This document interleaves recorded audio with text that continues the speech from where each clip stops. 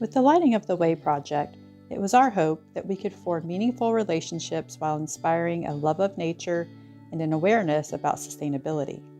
We brought the youth groups from St. Paul's United Methodist Church and New Life United Methodist Church together with the young adult group from Florida A&M University Wesley for two fun events to help grow their connection to God's earth and each other. Through learning about the theology of creation care, hands-on ways to live more sustainably, and by exploring God's world together, we discovered how much we enjoy being together and made new friends while nurturing the creation care leaders of the future. At our kickoff party, the youth groups and young adults enjoyed a barbecue dinner, played games, learned about how to lower their carbon footprints, and made an upcycled grocery bag out of an old t-shirt. They picked out an air plant and a seashell as a way to connect them with nature. The next weekend, we met at a public park and hiked a 2.5-mile trail that went over a covered bridge, past a beautiful lake with water birds, and through a forest. The group was split up into teams and had a fun time searching for the items on their nature bingo cards. Some teams were really competitive. Along the way, we encountered a hawk eating a snake, horseback riders, and lots of beautiful nature. The hike was fun, and once we made it back, the nature bingo winning teams, there was a tie, won reusable aluminum water bottles, and then we celebrated with snacks. We will have 2 more events in the fall, including a paddling trip, and we look forward to spending more time with our new friends in God's creation. The objective of the Lighting the Way project was to increase the efficiency of our houses of worship, to raise awareness about creation care and environmental justice concepts, and to integrate our faith communities through the biblical call to be good stewards of God's earth.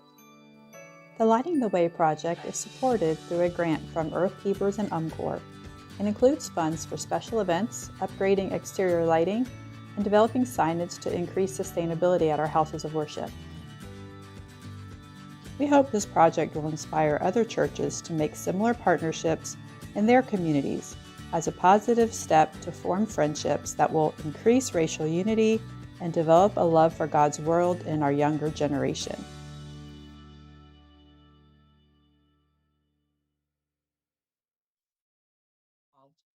It is my great honor to introduce to you my friend and a pastor in the United Methodist Church here in Tallahassee, Reverend Latricia Scriven. She is pure joy in all that it embodies. And I've had such a wonderful time doing projects with her, and we have a lot to come too. So Reverend Latricia Scriven is the pastor of New Life United Methodist Church in Tallahassee and a pastor and director of Impact at FAMU Wesley Foundation at Florida A&M University. She is passionate about empowering women, strengthening marriages, and supporting marginalized and vulnerable populations. She has lived into her passion by engaging in social justice advocacy by serving on the board of directors of Wisdom Wellspring, a residential community whose mission is to equip women with wisdom to responsibly transform their lives and community, and by partnering with her husband to lead safe conversations workshops for couples and small groups. She is married to her phenomenal husband, Dr. Daryl Scriven, and they have 3 wonderfully talented children, Destiny, Faith, and Samuel Scriven. So with that, Reverend Scriven, I will turn it over to you. Good morning, everybody. Thank you, Cara. So I'm going to jump right in, and I love to laugh, giggle, smile at all things, and I wish this was one of those moments, and yet it is not. I recall feeling like, as I was thinking about climate justice, it seems like it was yesterday, although I was about 5 years young, when I remember walking into the living room and looking out of our sliding glass black door and literally squealing, "Mommy, outside is on fire," right? Can you imagine? There was red and orange flames all over the place. Dark smoke seemed like it was rising to the heavens. And the only thing my brain, right, at that age could comprehend was that the whole outside was on fire. What was actually happening is that one of the hundreds of gigantic petroleum-filled drums that I passed by pretty much every single day had blown up near our neighborhood. It wasn't the first time, it wouldn't be the last time, but it caused mass evacuation from people who really could not afford to just be away from their homes at some unknown amount of time.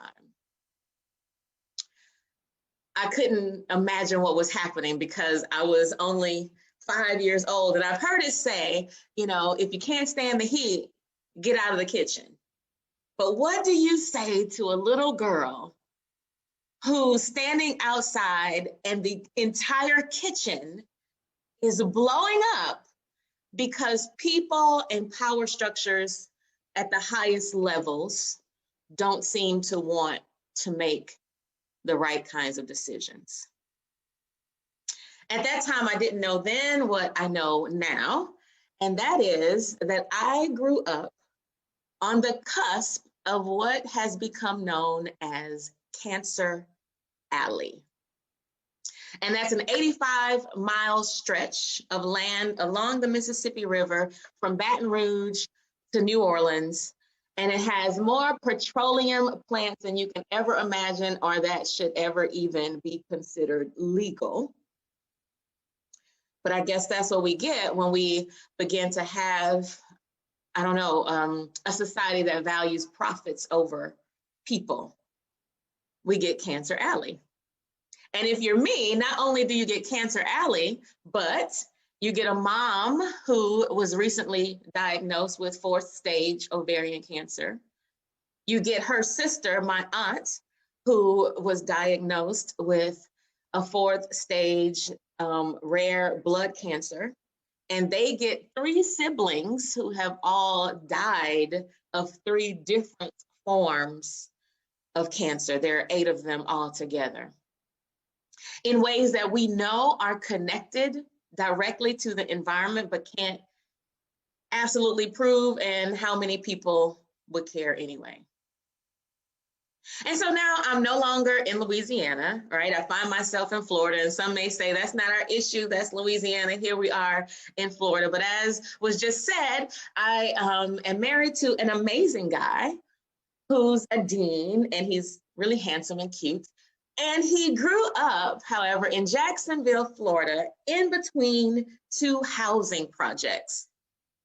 And as we've talked over the years, what I learned was that he played on the playground that he later found out was a toxic waste dump.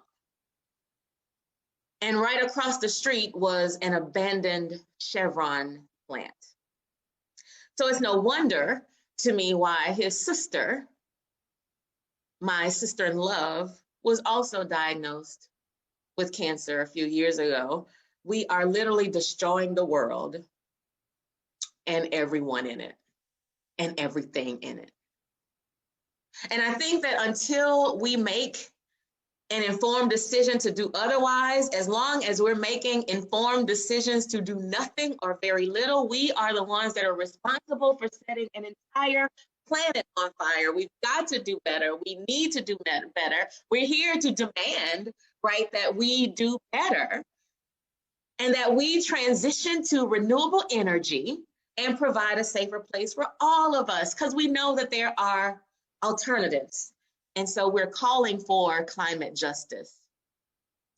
And Pamela McVitie has said in an op-ed, we use the phrase climate justice because it embraces the principle that all people and communities are entitled to equal protection from the ravages of climate change. See, we know that in every major disaster, the most vulnerable people among us generally suffer the most because of where they live, because of limited resources and income, and lack of access to healthcare. I mentioned earlier that my mom has 4th stage ovarian cancer. Usually I've been living in Louisiana now with her, and I just come back and visit Tallahassee because I'm taking her to her chemo treatments. And most recently, during the winter storm, it became so apparent to me who was affected by these unnatural disasters. We had to somehow make it, and we did through snow and sleet and all of these unnatural things. Finally got to the chemo treatment center where no one was available because the nurses could not get through the weather. When someone finally showed up, a room that's usually filled with about 15 people only had 4. Because it spoke to who had the means to actually make it and who did not. Who had the means to stay an extra day because they couldn't go to the hospital for an additional treatment, and who could not. Who had to rely on public transportation and there was none. This was a direct result of what we are doing to the climate.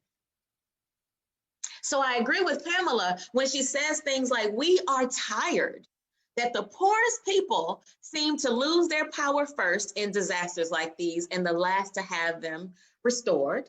We're tired that vendors in Miami have to work outdoors and are experiencing kidney damage because of the extreme heat. We're tired that African Americans are almost 10 times more likely than whites to die from asthma that's made worse from higher temperatures. And we are sick and tired of being sick and tired that our children and our grandchildren and their children are being left a dangerous and unhealthy planet where toxic waste dumps become playgrounds and their backgrounds and backyards rather are literally being set on fire. We have the power to do more now. So why are we here today joining with people all over everywhere, all over the nation, calling for climate justice and things to be done? I believe we're here because our faith compels us into action. I believe that some of us are here because we embrace this as God's creation and we want to be co-creators of a better future. I believe that many of us are here because we believe that this is what it means to love our neighbors, our siblings, our friends, and to care for the least of these. When we advocate for justice, I believe we're saying that Black lives matter. When we advocate for climate justice, I believe we're saying that blue lives matter, all lives matter, Republicans, Democrats, independents, lives matter, birds, trees, fish, seas, their lives matter. We are saying to the elementary children who are watching through the window outside what's happening, that your life matters. We're saying to the people who are dying in Cancer Alley that we see you and your life matters. So that's it. We're here to demand to do better because we know that engaging in climate justice is honoring that what God did in the beginning continues through us today. That's all. Amen. Thank you, thank you, thank you. I'm so sorry for your family's pain, and it is a travesty what has happened to our land and our people. But we are here together and we are going to continue to live into our moral call and our faith to fight this. And so I'm here to talk about church gardens and community partnerships. And these photos are from our own gardens here in Tallahassee. We have made some partnerships with an in-town garden in a historically Black area, and we have just created friendships and relationships that have been serving not only the needs of that community, but have paid back so many times over in so many ways. It's just really a beautiful thing to see God at work like that. So this is a picture of our church at St. Paul's United Methodist in downtown Tallahassee. We got permission from the trustees to put our garden right next to the chapel, right on the sidewalk as you walk up to the sanctuary. So it is a beautiful thing to see people learn where their squash comes from, where broccoli grows, how broccoli grows. And at sometimes a year, let me tell you right now, this is overrun with tomato plants that are taller than me. And that was all summer. And then in the winter, we grow collard greens because that's what our community will eat and be nourished by the most. So, you know, we are called, churches are following their creation care call to love our neighbors, help those in need, and be good stewards of the earth with gardens. By either starting your own garden or supporting the gardens that already exist in the community, people of faith are supporting their neighbors.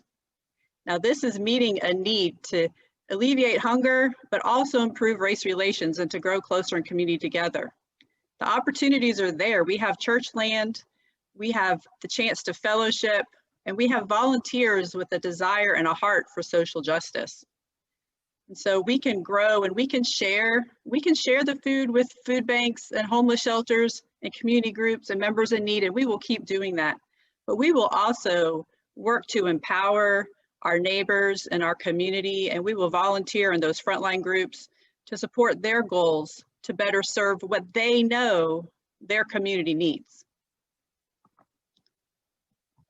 And here we are working side by side, and what I love about this picture is this is Elder Ivy. She is one of the leaders of this garden, the I Grow Garden in Frenchtown in Tallahassee, and she gives us instruction and we listen to her like she is the gardening goddess, because she is, and we have learned so much from her. And our group comes out, an interfaith group called Tallahassee Green Faith Alliance. We come out there every Monday for what we call divine dirt, and we get our hands in that dirt and we follow Elder Ivy's lead, and she has us learning and growing together, and we're trusting each other, and we have common goals, and we are forming community. And this is in a neighborhood that many of these, you know, white people of faith like me may not have gone in a lot.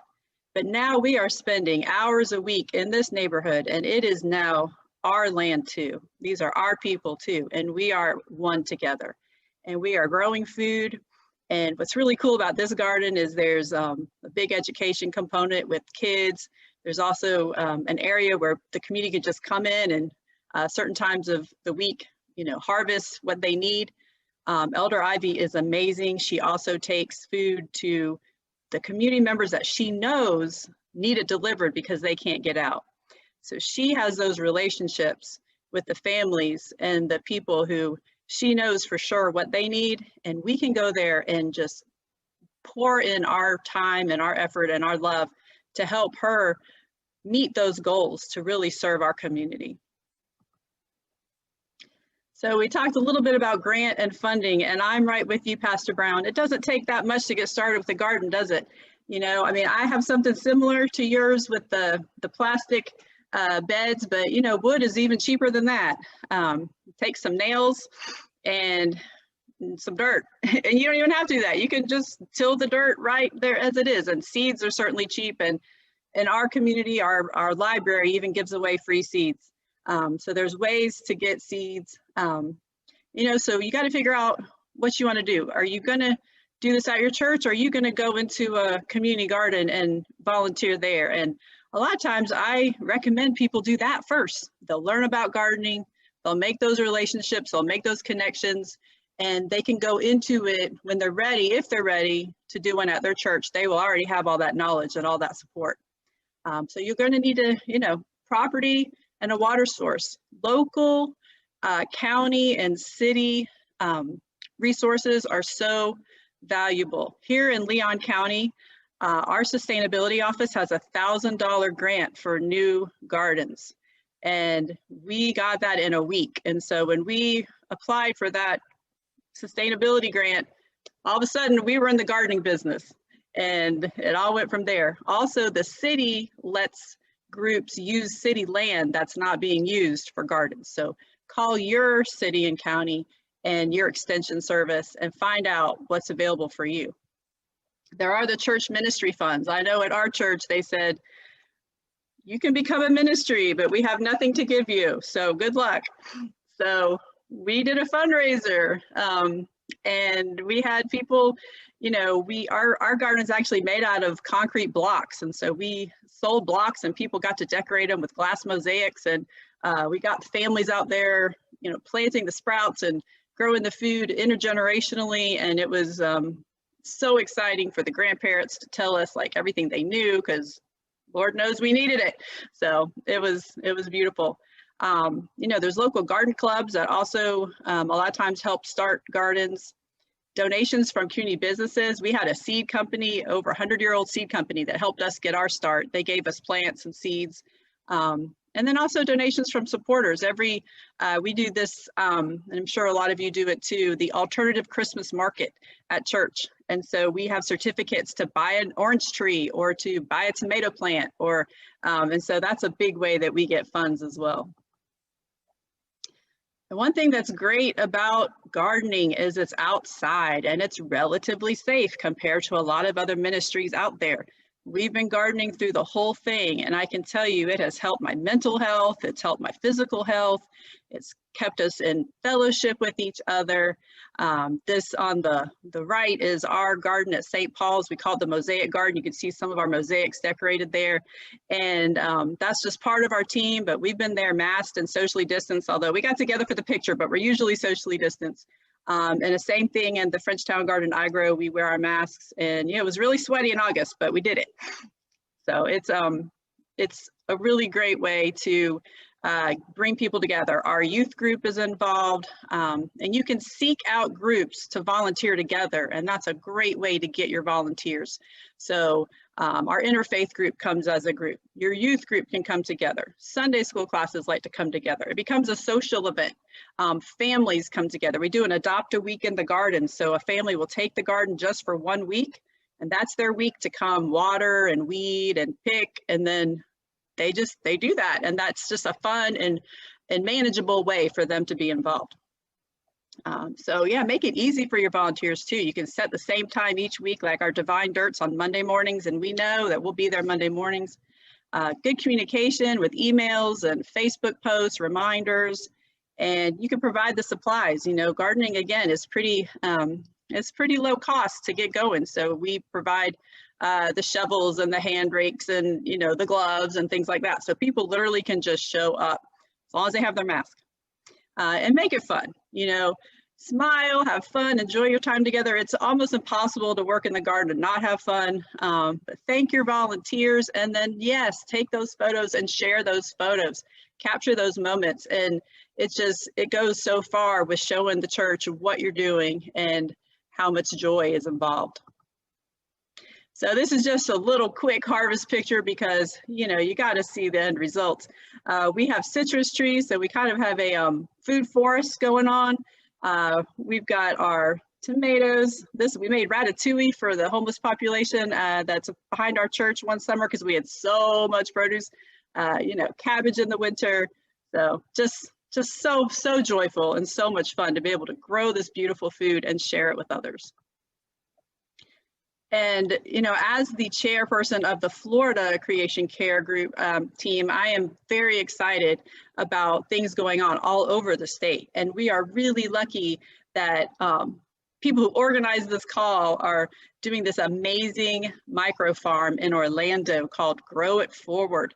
And I have the video here, and Amy Winslow is actually even on our call right now. So what I thought I'd do is I'll try to show the 1.5-minute video, and then Amy can tell us a little bit more about how this micro farm actually works. But it is not only growing food, but it is empowering people to make this as a business. Director of Missions at St. Luke's United Methodist Church, and welcome to our Grow It Forward micro farm. On October 3rd, we dedicated and blessed the space, and we want to share our event with you.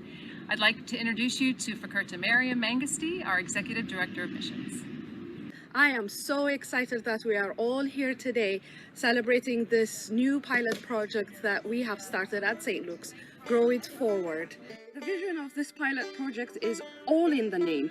We are growing food using church land in collaboration with organizations and businesses working for sustainable, food justice, and sovereignty. Ultimately, the goal of this project is to create a model for community-led food growing and entrepreneurship based in communities where access to nourishing, fresh produce is limited. St. Luke's is partnering with Pam Thomas of Pammy Sammy's and Frank Bailey, Executive Director of Grow Orlando. For those who want to get involved, you can support this initiative by volunteering to work on the farm, donate funds and supplies, or connect us with businesses who would like to buy our organic produce. I cannot tell you how exciting it is that this plot of land and the new connections being made through the project beautifully represent everything St. Luke's stands for and our mission philosophy of advocacy, betterment, creative collaboration, dignity, and empowerment in everything that we do. Thank you again for celebrating with us the dedication of Grow It Forward Micro Farm at St. Luke's.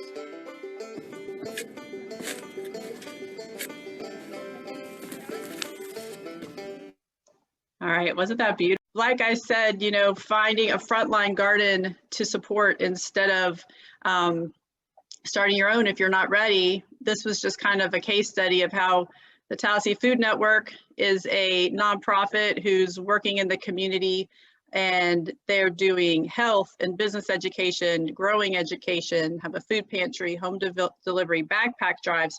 I mean, you name it, they're just working so hard to serve this community. And I was organizing this group called Tallahassee Green Faith Alliance, and there were all these people who had this passion for social justice, and every month they'd say, what can we do? What are the needs in the town? We want to get connected. And so we were able to connect with Tallahassee Food Network, and now we are so involved with everything that they do. We, you know, worked on their backpack drive. We're doing a Thanksgiving drive right now. And we go there every Monday in the garden. And not only has this built such strong relationships, but we are working together now on bigger things like environmental justice issues, like a air monitoring program for our town, and we're all working together on it. So it really can grow into so many important things to take care of each other. And this is our sign that my artist daughter painted for the garden. So we brought that at the backpack drive, and it's just amazing that we have all been able to you know, be included in this garden and to you know, just feel like it's ours too. So it's just been a wonderful experience, and I just encourage you all to you know, dive in and just take that leap of faith, and it will be rewarding. Thank you. Wow, that's amazing. Thank you so much, Cara.